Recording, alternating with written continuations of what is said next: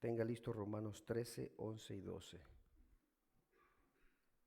Ok, gloria a Dios. Bueno, Dios me los bendiga a todos, amados hermanos, los que nos ven a través de las redes sociales. Y ahora también estamos transmitiendo en vivo desde YouTube, ¿verdad? Dios bendiga la vida de la pastora, que pudimos ingresar a esa plataforma, ya que eso nos va a dar un poco más de alcance. Así que ahí está el canal de la iglesia, suscríbase, dele like para que las predicaciones, ¿verdad?, puedan viajar por todo el mundo. Sabemos que tenemos la gran comisión, que es ir por las naciones y predicar el evangelio a toda criatura. Todavía no hemos llegado a ese nivel, ¿verdad?, de hacer viajes misioneros, pero hay que aprovechar toda plataforma, ¿verdad?, que tengamos disponible para predicar la palabra de Dios. Muy bien, vamos a leer Romanos capítulo 13, versículos del 11 al 12. ¿Lo tenemos? Bien, leemos la bendita palabra como está escrito, honrando al Padre, al Hijo y al Espíritu Santo. Dice el verso 11. Y esto, conociendo el tiempo, que es ya hora de levantarnos del sueño, porque ahora está más cerca de nosotros nuestra salvación que cuando creímos. La noche está avanzada y se acerca el día. Desechemos pues las obras de las tinieblas y vistámonos las armas de la luz. Oremos. Padre, te damos gracias en esta hora por tu palabra, Señor. Gracias, Padre bendito, porque podemos estar congregados un día más en tu casa. Hemos adorado tu nombre, Señor, hemos contribuido a tu obra, pero ahora es tiempo, un tiempo precioso de poder ser ministrados a través de tu santa y bendita palabra. Te pido, eterno Dios, que seas tú obrando con poder, trayendo una edificación en esta noche, Señor bendito, que esta palabra puede edificar nuestras vidas, al igual que nos están viendo a través de Facebook Live, de YouTube. Te pido, Dios eterno, que tú también ministres sus vidas poderosamente. Te lo pedimos en el nombre de Jesús. Amén. Puede tomar su lugar.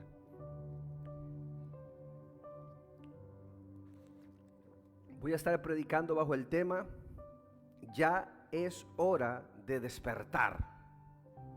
Ya es hora de despertar. Dice que la carta a los romanos la escribió Pablo. La carta a los romanos era una iglesia, la iglesia de los romanos era una iglesia, en su mayor grupo era gente gentil, y verdad, pero había también gente judía, gente que dejó el judaísmo, gente que dejó el paganismo y vino a Cristo. Y ellos estaban tan rodeados de toda inmoralidad, de tanta tiniebla, de tanto pecado, que muchos de ellos estaban ya comenzando a querer retroceder o estaban batallando con todos estos asuntos. Y es por eso que Pablo les escribe en todo, desde el principio. Dice que la epístola a los romanos es una de las cartas, es considerada la carta magna, la mayor inspiración del apóstol Pablo, y es una epístola que trata en su mayoría asuntos salvíficos acerca de la salvación. Entonces ellos estaban de nuevo queriendo regresar atrás.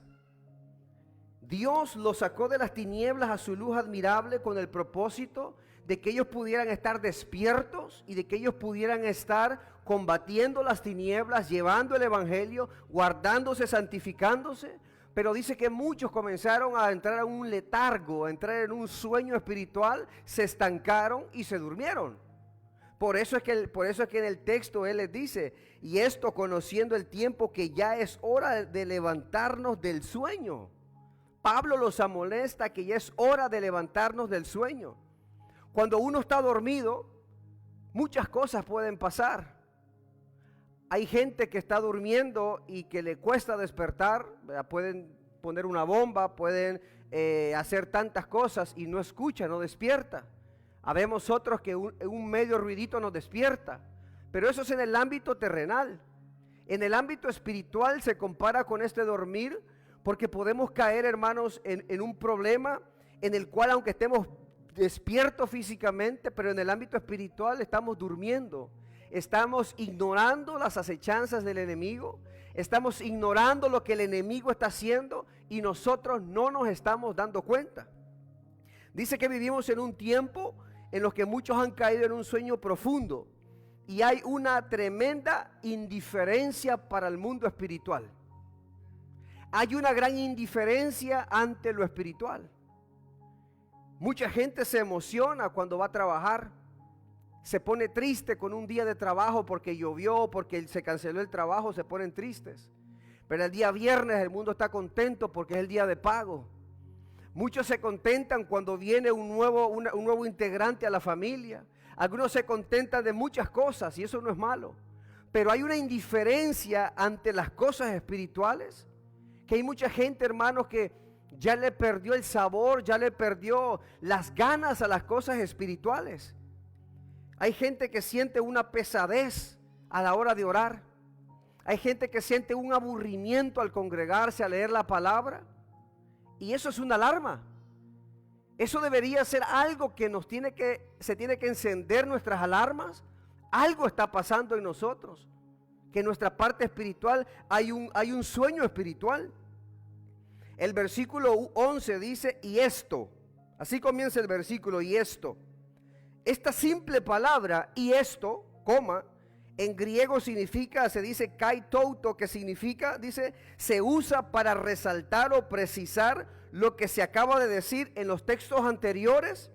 Cuando esta palabra comienza con un versículo, y esto, ¿verdad? En este caso es el versículo 11, y esto está haciendo una relación entre el capítulo anterior o el versículo anterior. Se utilizaba, dice, para precisar lo que se acaba de decir, y esta frase sirve para preparar al lector para que atencione con cuidado lo que viene a continuación, que es algo relevante. ¿Y cuál es el énfasis? Después de y esto, ¿qué sigue? ¿Cuál es lo importante? Dice, conociendo el tiempo.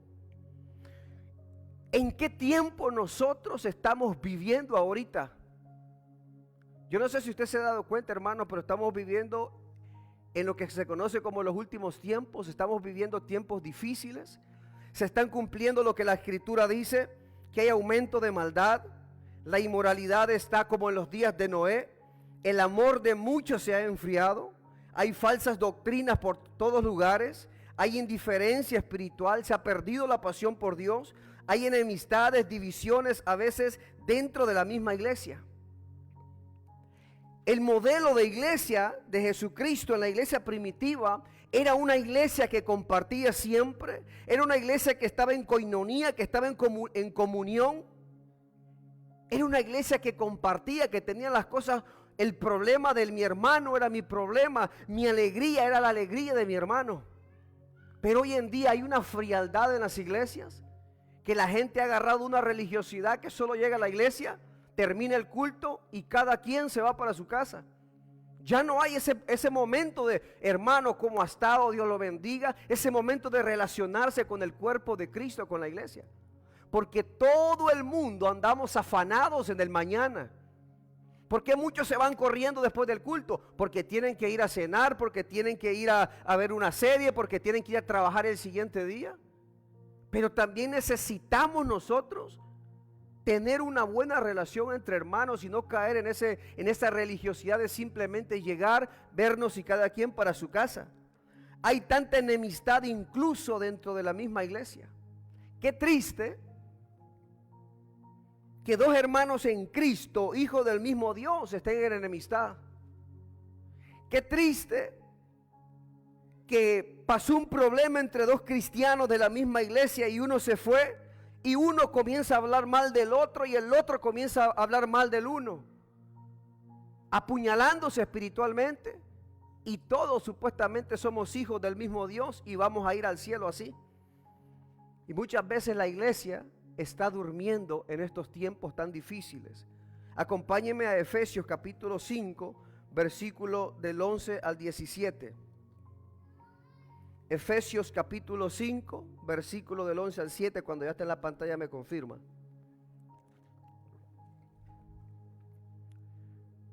Efesios capítulo 5, verso del 11 al 17. Dice, Pablo le está escribiendo a otra iglesia, la iglesia de Éfeso. Otra iglesia que tenía que estar velando, que tenía que estar despierta, mas sin embargo estaba también enredándose con las tinieblas. Dice el verso 11. Y no participéis de las obras, la palabra infructuosa significa obras sin fruto, infructuosa de las tinieblas, sino más bien reprendedlas. Si usted se fija en los versos anteriores, Pablo está hablando de actos inmorales que estaban haciendo como fornicación, avaricia, inmundicia, idolatría, palabras deshonestas y engaños. Pablo le está diciendo, no sean partícipes de esa obra de las tinieblas. Cuando nosotros, mis amados hermanos, estemos en una situación que tengamos la oportunidad de hablar mal de un hermano que nos lastimó, yo escuchaba un consejo de un pastor que decía, cuando alguien te dañó, cuando alguien te hizo algo y estás en otro tiempo platicando con otra persona y sale a nombre, viene, digamos, te mencionan a esa persona, cuidado lo que vas a decir. Trata de enfocarte en las cosas buenas que aquel hizo y no en las malas. Porque si tú comienzas a desahogarte que aquel me hizo esto, que son el otro, él le va a ir a decir al otro y se van a seguir armando el gran problema. Pero si usted le dice cosas buenas, cuando aquel le diga, cuando el otro comience a hablar mal de uno, le va a decir, uy, pero el otro no habla mal de ti, al contrario dice cosas buenas de ti. Y es así cuando el enemigo se calla. El verso 12 dice, porque vergonzoso es aún hablar de lo que ellos hacen en secreto, o sea, no participar de nada del pecado. El verso 13 dice, mas todas las cosas, cuando son puestas en evidencia por la luz, son hechas manifiestas. Y dice, porque la luz es lo que manifiesta todo. La verdad, hermano, siempre va a salir a la luz. Guardemos nuestro testimonio. Por más de que una persona oculte un pecado, oculte una inmoralidad, por mucho que lo quiera ocultar, siempre la verdad va a salir a la luz. Hay mucha gente que está haciendo cosas indebidas y piensa que lo está ocultando. Los ojos de Dios lo están viendo, pero a ellos ya no les importa. Están tan desconectados que ya no les importa lo que Dios dice, sino que les importa lo que los demás dicen. Pero tarde o temprano eso va a salir a la luz. ¿Y sabe qué pasa cuando nuestra credibilidad es dañada? Cuando nuestra reputación está por los suelos porque fallamos. Dios nos puede perdonar, nos va a perdonar como al rey David, pero la gente no perdona. A la gente nunca se le va a olvidar. Yo recuerdo un gran evangelista, Jimmy Swaggart, uno de los máximos evangelistas que estuvo en la época de Billy Graham también aquí en los Estados Unidos. Él viajaba solo a hacer cruzadas por todo el mundo y nunca iba con su esposa. Tenía un gran ministerio. Y un día, en un hotel, llegó a tocarle la puerta una mujer. Y era una prostituta. Y esta mujer comenzó a seducirlo y esa mujer llevaba cámaras escondidas. Y él cayó en tentación y todo quedó grabado. Desde ese día su ministerio nunca más volvió a ser el mismo. Dios lo restauró, lo perdonó, pero las consecuencias fueron tremendas en su familia, en su matrimonio y en su ministerio. La gente ya no creía en él. Por eso, hermanos, pidámosle siempre a Dios que nos ayude a mantener un buen testimonio para que el nombre de Jesucristo no sea vituperado. El verso 14 dice, por lo cual dice, Pablo también despertando a otra iglesia, le dice, despiértate tú que duermes y levántate de los muertos y te alumbrará Cristo. Pablo aquí compara a una iglesia que duerme como levántate de entre los muertos, como los que están muertos en pecado, que practican el pecado. Dice, y te alumbrará Cristo. Por más densa que esté la tiniebla en que un ser humano esté metido, atado por el pecado, media vez esa persona se arrepiente, le pide perdón y viene a Cristo, esa luz de Cristo lo va a alumbrar y lo va a perdonar. Por eso que hay esperanza para todos. Y el verso 15 viene el consejo y dice, mirad pues con diligencia, con prontitud, con ligerez, cómo andéis, o sea, cómo se conduce en la vida, no como necios, sino como sabios. Necesitamos meditar en nuestros caminos y hacernos esa pregunta, ¿yo estoy caminando como un necio o como un sabio? Dice que una persona necia es una persona que simplemente no atiende el consejo, una persona que no mide las consecuencias, pero un sabio es aquel que medita en sus caminos antes de pasar. Dice el verso 16, aprovechando bien el tiempo. ¿Por qué dice? Porque los días son malos. El verso 17 dice, por tanto, Otra frase, por tanto, no seáis insensatos, sino entendidos de cuál sea la voluntad del Señor. Se cree aproximadamente que Pablo escribió la carta a los Efesios en el año 60 o 61. Y ya Pablo decía que los días eran malos en esos años. ¿Cuánto no más ahora en el siglo XXI en el que estamos, en el año 2025? ¿Cómo se ha duplicado todo? Y si Pablo en el año 60, 61 le dijo a una iglesia, despiértate, mira con diligencia cómo andes, aprovecha el tiempo porque los días son malos. ¿Cuánto más no nosotros en estos tiempos necesitamos despertar de nuestro sueño, ser entendidos y buscar la voluntad de Dios? La venida de Cristo se aproxima. Cada día hay tantas cosas que pasan. En Mateo 25 habla de la parábola de las 10 vírgenes.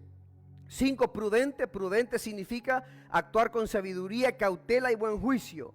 Insensato significa es quien actúa sin pensar e ignora el consejo y no piensa en las consecuencias de sus actos. Usted se sabe la historia. Es una parábola. 10 vírgenes, 5 prudentes y 5 insensatas. Ellas tenían cosas en común. Número 1, estaban esperando al esposo. Número 2, tenían lámparas con aceite. Porque algunos piensan que las insensatas no tenían aceite, pero no, ellas tenían lámparas con aceite. Pero las prudentes tenían lámparas con aceite, pero aparte dice la Biblia que tenían más aceite extra en su vasija. Ellas estaban preparadas por si se les acababa. Pero hay un versículo que dice en la historia que las 10 cabecearon y se durmieron. Tanto las prudentes como las insensatas se durmieron. Esto significa que nadie de nosotros está exento a no dormirse en algún tiempo en el mundo espiritual. A veces por el cansancio, a veces por la presión, a veces por las tribulaciones en el mundo espiritual nos dormimos y perdemos el discernimiento. Pero dice que lo que las despertó a las 10 fue un clamor que decía, recibid al esposo, que ahí viene el esposo, recibidlo.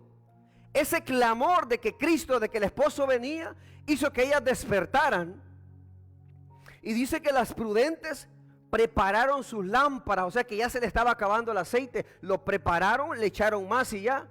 Pero las insensatas no tenían aceite extra. Y le pidieron a las prudentes que le dieran. La prudente dijo, no, porque si te doy se me va a acabar. Vayan a los mercaderes, vayan a la tienda y compren. Y dice que mientras aquellos se iban y regresaban, llegó el esposo, se cerró la puerta y se fue la oportunidad. Muchas veces, aunque nosotros, la gente que está despierta espiritualmente, pasamos por problemas, pero el clamor, la advertencia que el esposo viene y que lo recibamos, esa advertencia es la palabra de Dios que es predicada. Que nos dicen levantémonos, despertemos, busquemos a Dios, santifiquémonos. Ahí muchas veces el que está medio dormido despierta y preparar su lámpara significa prepararse, arreglar su vida y buscar más del Espíritu Santo que simboliza el aceite, prepararnos porque solo el Espíritu Santo nos puede ayudar a vivir una vida preparada. Venir al Espíritu Santo y nos ayuda. En cambio, los que son insensatos no preparan su lámpara, no preparan su vida. Porque el Espíritu Santo ya no está con ellos. Porque ya no tienen aceite, porque no les importó. Hay gente que cree que el Espíritu Santo en la gracia nunca se va del creyente. Gente que cree en la predestinación, que dice que el Espíritu Santo está ahí y nunca se va. El Espíritu Santo, en la Biblia habla, por ejemplo, de no contristar al Espíritu y no apagarlo. Cuando una lámpara se apaga, ya no tiene su función. Cuando dice, no apaguéis al Espíritu, significa que el Espíritu Santo llega un momento en el que ya no funciona, la persona se va. La gente que dice que el Espíritu Santo nunca jamás se aparta del creyente, no pueden explicar cuando uno les pregunta, y entonces si esa persona se termina perdiendo y se va al infierno, ¿el Espíritu Santo se va a ir al infierno también con ellos? Eso es como creer que el cuerpo, el templo del Espíritu Santo, creer como que el Espíritu Santo está encarcelado en nuestro cuerpo y el tipo que era cristiano y comienza a vivir una vida en pecado y peca y peca y peca y el Espíritu Santo no se puede salir. El Espíritu Santo es una persona. Y el Espíritu Santo, cuando alguien ya persevera en el pecado, ya lo ignora, ya vuelve a vivir peor como antes, el Espíritu Santo se aparta. y ellas no pudieron arreglar su vida. Y llegó el esposo. Vea lo que dice Primera de Corintios capítulo 2, versículo 13 y 14. Es por eso, hermanos, que nosotros no podemos darnos el lujo de dormirnos espiritualmente. Como iglesia necesitamos estar despiertos, y no físicamente, sino espiritualmente. Necesitamos estar velando en todo lugar y en todo tiempo.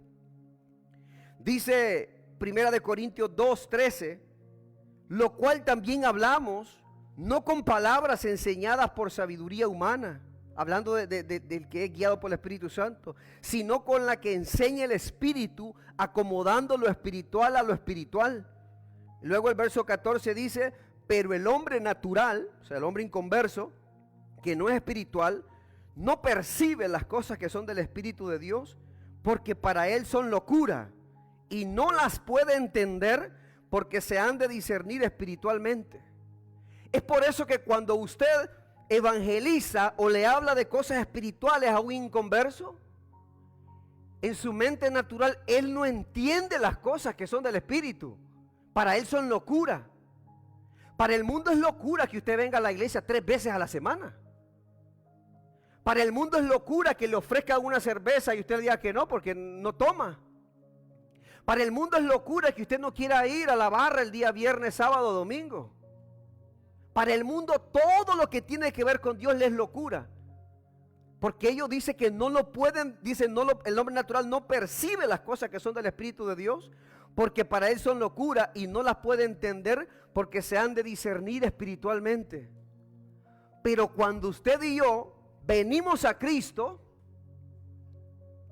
qué increíble cómo obra el Espíritu Santo en nuestro corazón.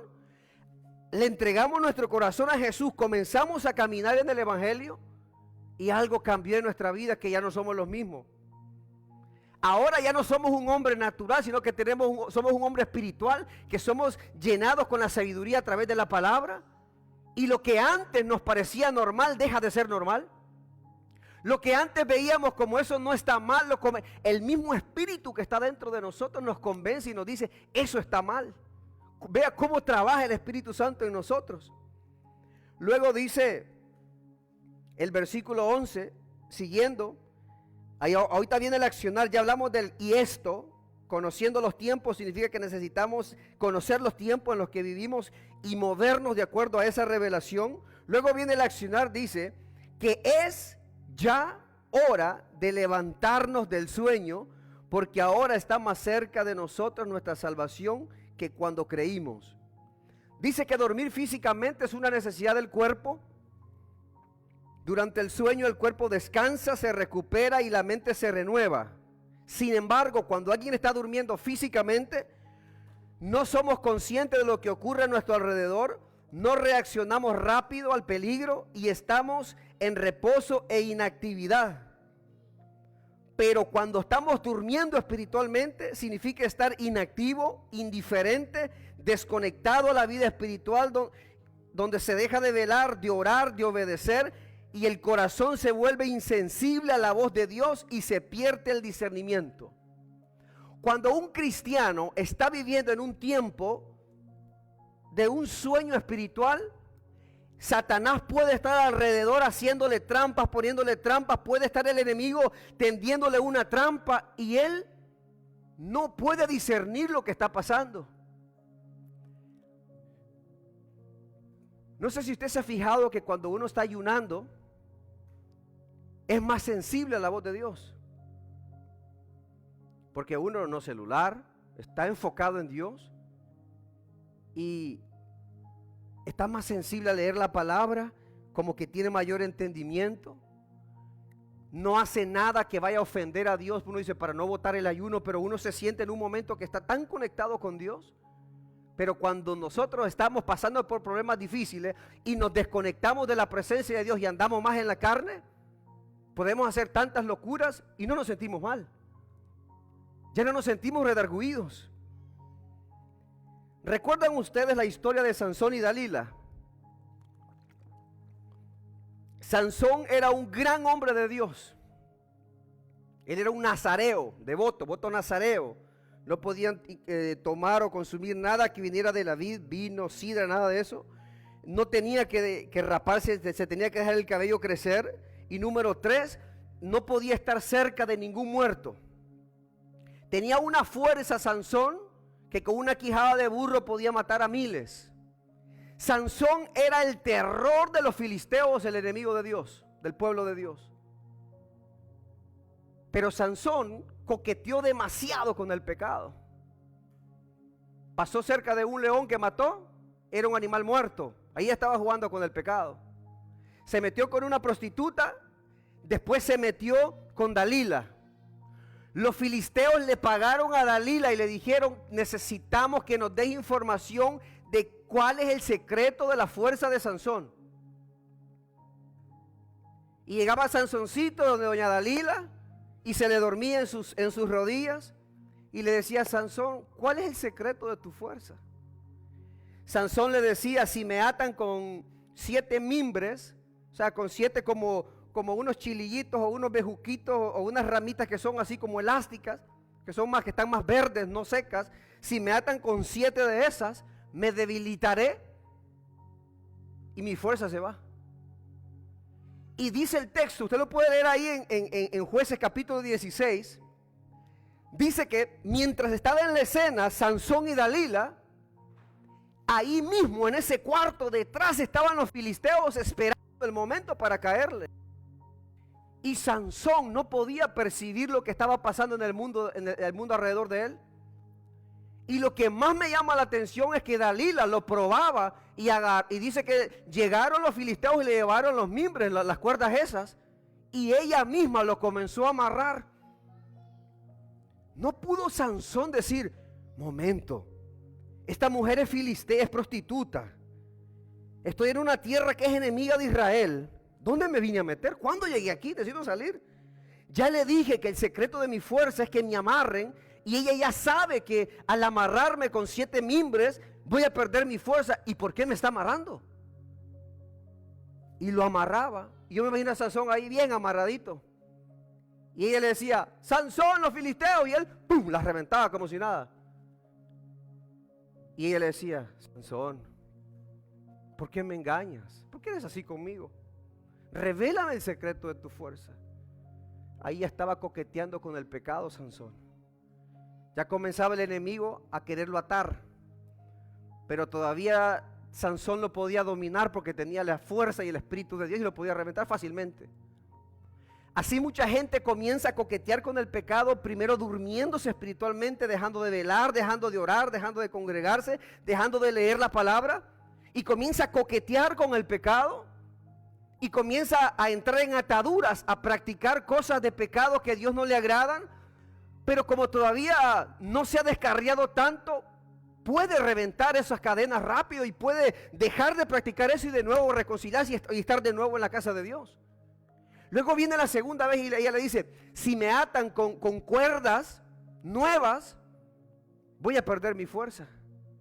Y doña Dalila lo amarró otra vez con cuerdas. Y Sansón no podía entender lo que estaba pasando en su vida. Sansón, los filisteos, ¡pum!, las reventó como si nada.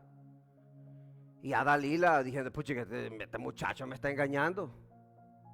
Y después le volvió a llorar. Ve el poder que tienen las mujeres, el poder de convencimiento.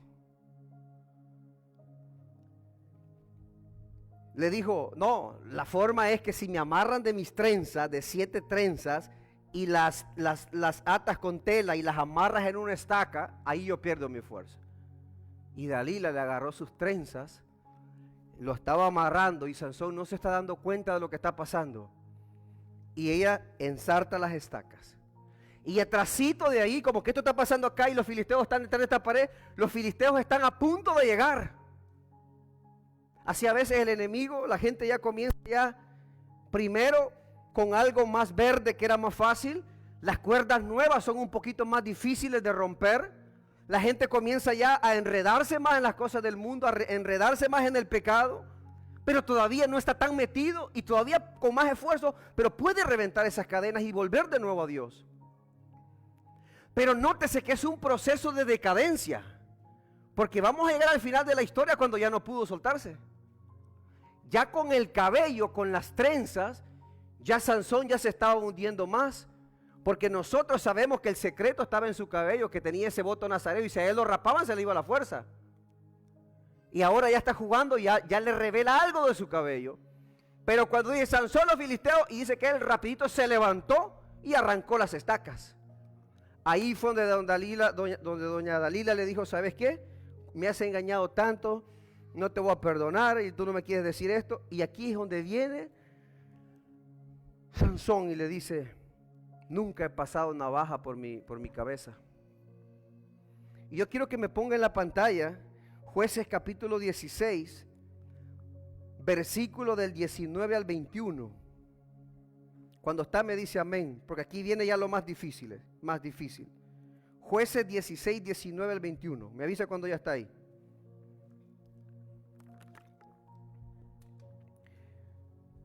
Pasaron las 3 veces, se salvó, se soltó. Pero ve el versículo 19, y ella hizo que él durmiese sobre sus rodillas. Y llamó a un hombre quien le rapó las 7 quedejas o las 7 trenzas de su cabeza, y ella comenzó a afligirlo, pues su fuerza se apartó de él. Sansón está acostado dormido, un hombre de Dios está dormido en las rodillas de una mujer pagana, le están rapando el pelo. Un barbero hoy en día para rapar a alguien, no sé, con las máquinas que hay, en un ratito. Pero en ese tiempo no habían máquinas. No sé, tal vez con una navaja o con qué lo hicieron y tenían que afeitarlo. Y don Sansón no despertaba. Y aquí viene un consejo para los jóvenes solteros. Cuidado con quién se enredan. Cuidado en su noviazgo con quién van a salir. Porque ustedes pueden ser hombres o mujeres de Dios, pero si se meten con la persona equivocada, esa persona los va a sacar del evangelio. Esa persona va a ser una piedra de tropiezo como lo fue Dalila para él. Sansón no se daba cuenta que ya lo estaban rapando, dice que su fuerza se iba de él. Hay mucha gente hoy en día que está durmiendo espiritualmente y ya Satanás le está metiendo mano. Ya Satanás ya está quitándole cosas de su vida, destruyéndole su familia, su matrimonio, sus hijos, su ministerio, sus bendiciones. Y muchos no logran despertar y no se logran dar cuenta de que están durmiendo espiritualmente y no están haciendo nada por levantarse y por defenderse. El verso 20 dice, y le dijo, Sansón, los filisteos sobre ti. Y luego que despertó él de su sueño, después que lo habían rapado, se dijo así mismo Sansón, esta vez saldré como las otras y me escaparé. Y dice, pero él no sabía que Jehová ya se había apartado de él. Ni siquiera Sansón se dio cuenta cuando Dios se apartó de él. Y el verso 21 dice, mas los filisteos le echaron mano. ¿Y qué dice? ¿Qué más le hicieron? Le sacaron los ojos y le llevaron a Gaza y le ataron con cadenas para que moliese en la cárcel. Ya no fueron bejucos, ya no fueron cuerdas, ya no fueron trenzas con tela, ahora fueron cadenas. Y él ya no tenía fuerza, ya no tenía el Espíritu de Dios sobre él. Y aparte de eso, le arrancaron sus ojos, estaba ciego. Así mucha gente durmiendo espiritualmente, el enemigo le ha sacado sus ojos, ya no tiene esa visión espiritual y ya vuelve a caer encadenado en las garras del enemigo. Y lo más triste está en el versículo 25. Dice, y aconteció que cuando sintieron alegría en su corazón, cuando estaban tomando en una fiesta, los filisteos dijeron, llamad a Sansón para que él nos divierta. Y llamaron a Sansón de la cárcel y sirvió de juguete delante de ellos y le pusieron entre las columnas. Aquel gran hombre de Dios que hacía temblar a los filisteos por estar dormido, por coquetear con el pecado, terminó ciego y terminó siendo el juguete del diablo. Eso es lo que el enemigo quiere con su vida y con la mía. Si usted es un gran hombre de Dios, una gran mujer de Dios, él lo quiere ver siendo un títere de Satanás, siendo un juguete del diablo, sirviéndole de diversión para el mundo. Usted sabe cómo se burla la gente. Había un pastor supuestamente que perseveraba un año y se descarriaba y subía sus videos de TikTok emborrachándose y en las fiestas, y la gente burlándose de él, y después se reconciliaba.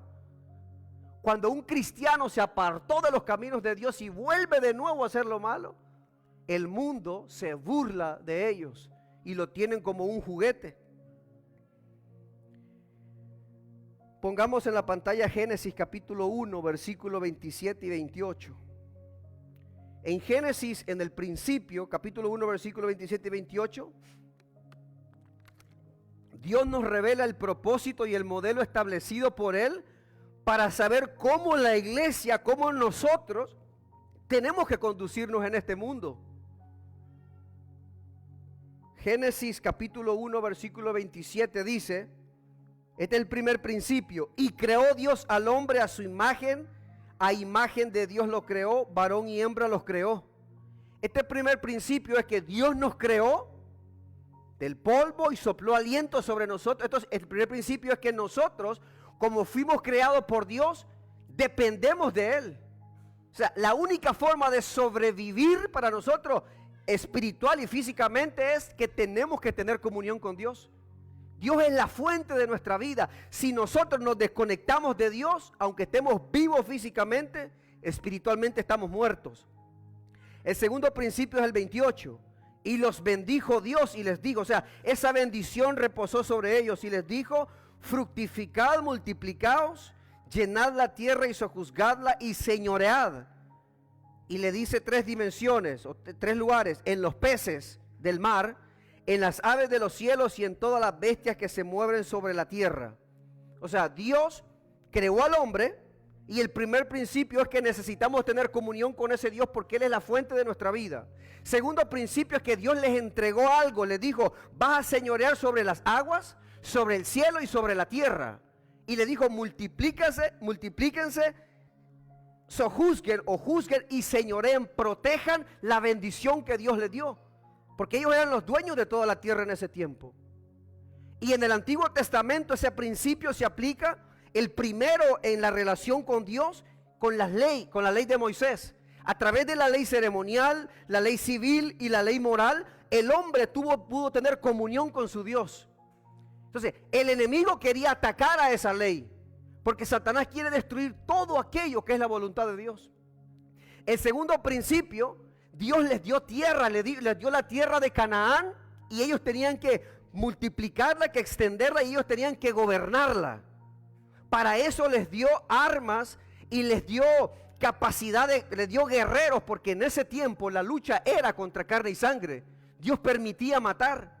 Aunque los 10 mandamientos uno decía no matarás, pero ese no matarás se aplicaba solo cuando alguien mataba a otro por venganza o por odio. Pero Dios permitía matar para defender su tierra. Israel iba en guerra con todos los enemigos. Y ellos sí tenían que estar velando físicamente, ¿verdad? En la guardia estaban viendo cuando venía el ejército enemigo para poder defender su tierra.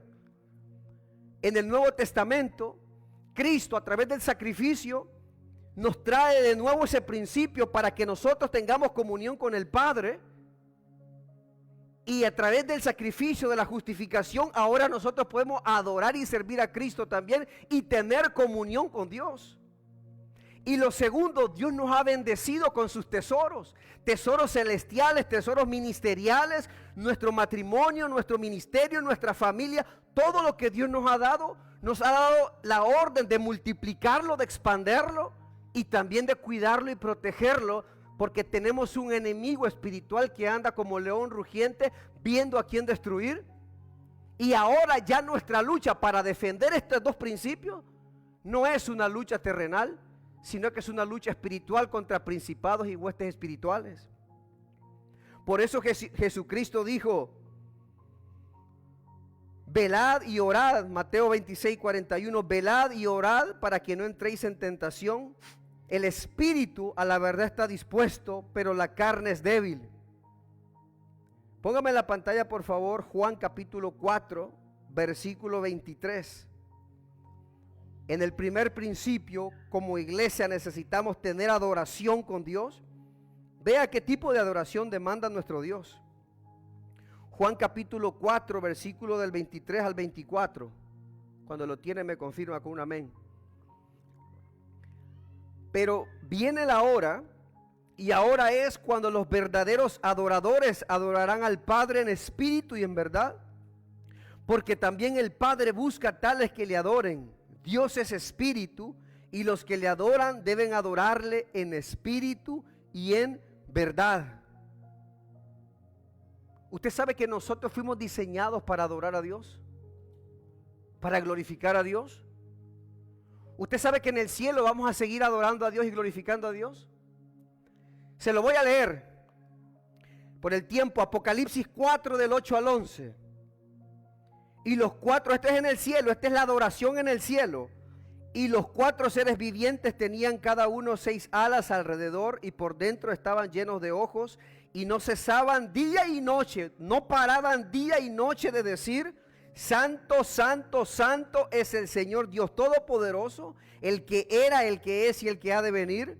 Verso 9, y siempre que aquellos seres vivientes dan gloria y honra y acción de gracias al que está sentado en el trono, al que vive por los siglos de los siglos. Verso 10 dice: los 24 ancianos se postran delante del que está sentado en el trono y adoran al que vive por los siglos de los siglos, y echan sus coronas delante del trono diciendo: Señor, digno eres tú de recibir gloria y la honra y el poder, porque tú creaste todas las cosas y por tu voluntad existen, todas fueron hechas. Ahora les voy a leer el Salmo 95 del 1 al 6. Ya vimos de que vamos a adorar en el cielo. Hay adoración en el cielo y ahora en la tierra. Salmo 95, 1, del 1 al 6 dice: venid, aclamemos alegremente a Jehová, cantemos con júbilo a la roca de nuestra salvación. Yo le pregunto a usted, ¿usted está cumpliendo esta parte de la adoración en la tierra? Usted, cuando entra a esta casa y estamos en el tiempo de alabanza y adoración, ¿usted canta con júbilo?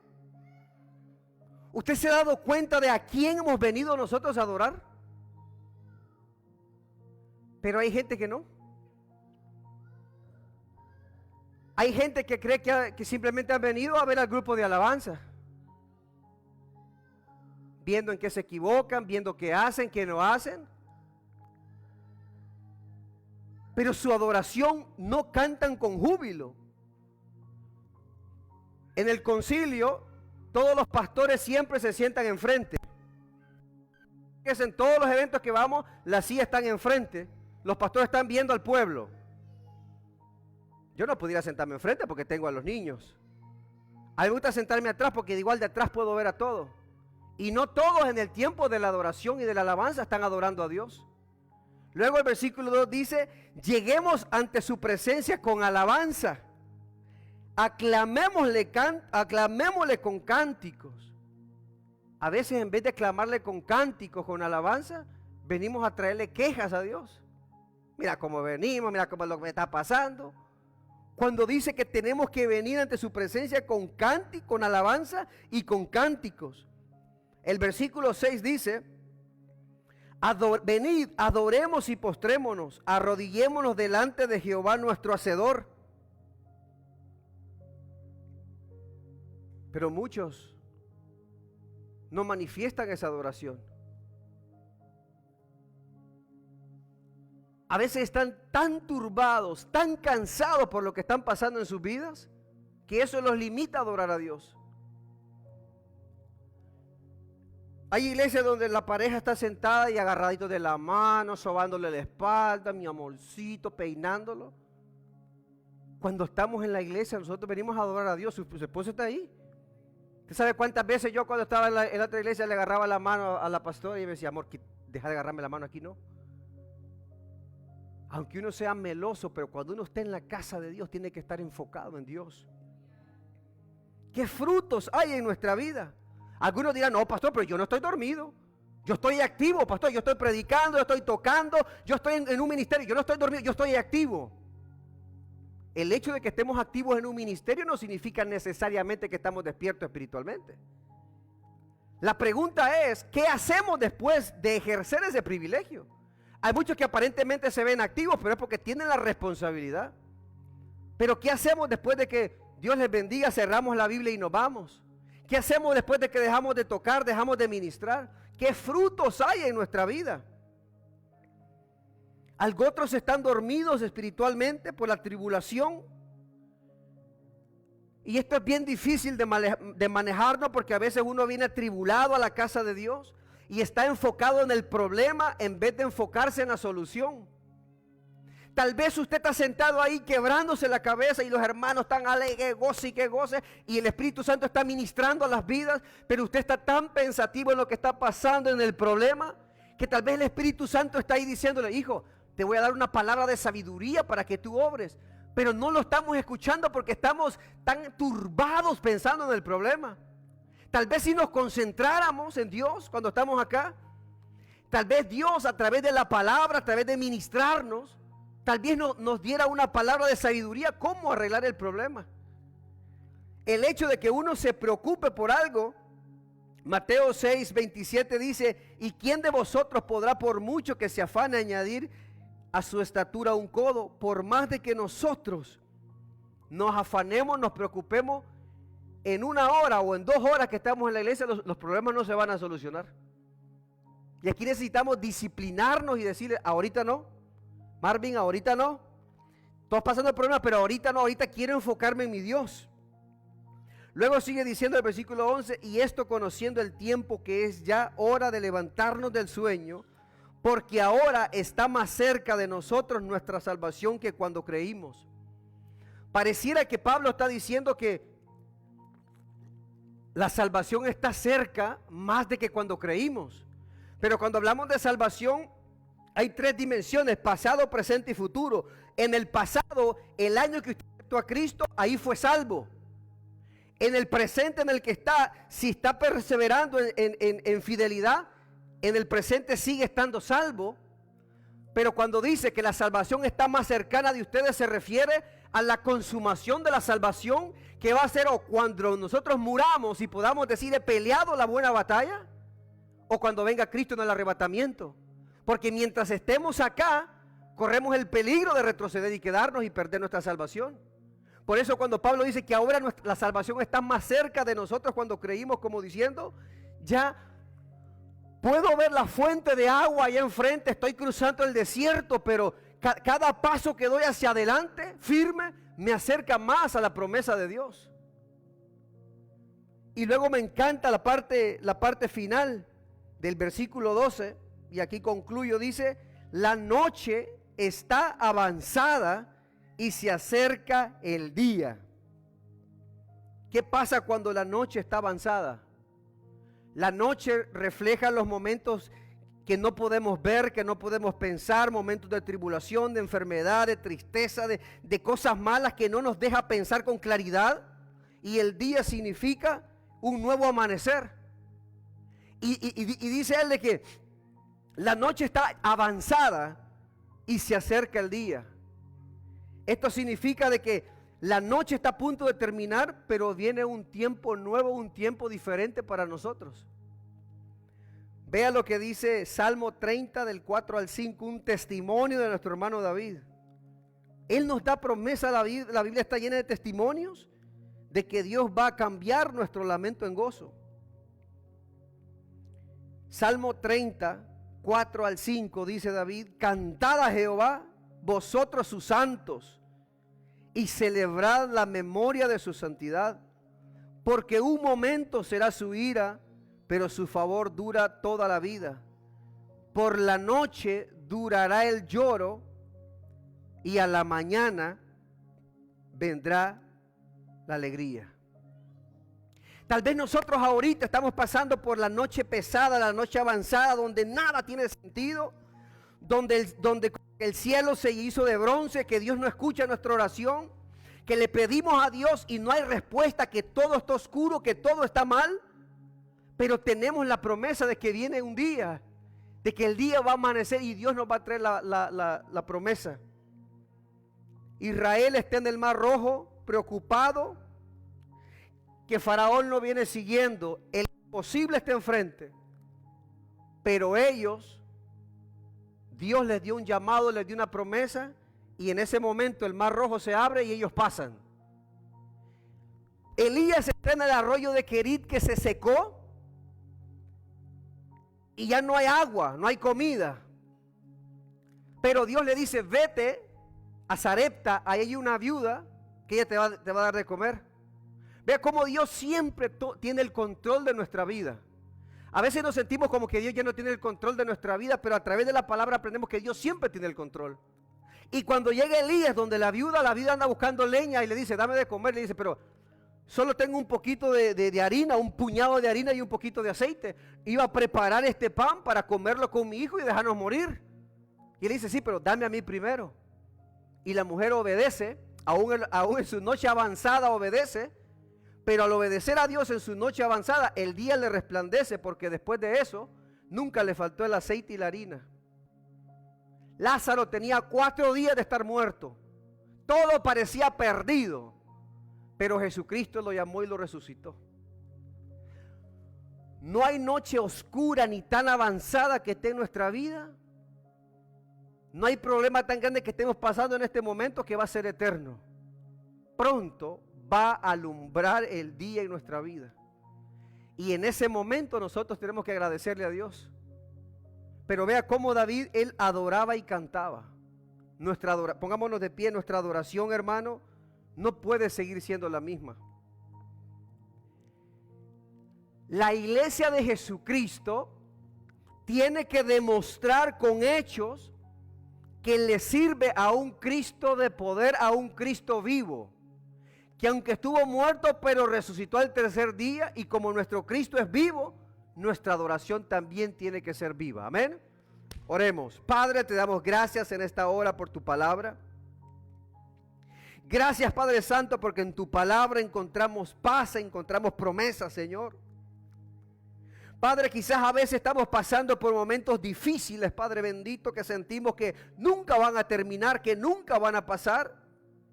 Pero tú dejaste el día y la noche para recordarnos de una promesa, que aunque estemos pasando momentos de tristeza, momentos de tribulación, pronto vendrá un nuevo amanecer para nuestras vidas. Que pronto vendrá el cumplimiento de tu promesa, que pronto vendrá, Señor bendito, ese nuevo día, ese tiempo de cambio, de refrigerio para nuestras vidas. Ayúdanos siempre, Señor, a adorarte lo mejor que podamos. Espíritu Santo, ayuda, despiértanos. Si estamos durmiéndonos espiritualmente, sacúdenos para poder estar despiertos y estar marchando haciendo tu voluntad. No permitas, Señor bendito, que nosotros nos durmamos, Señor.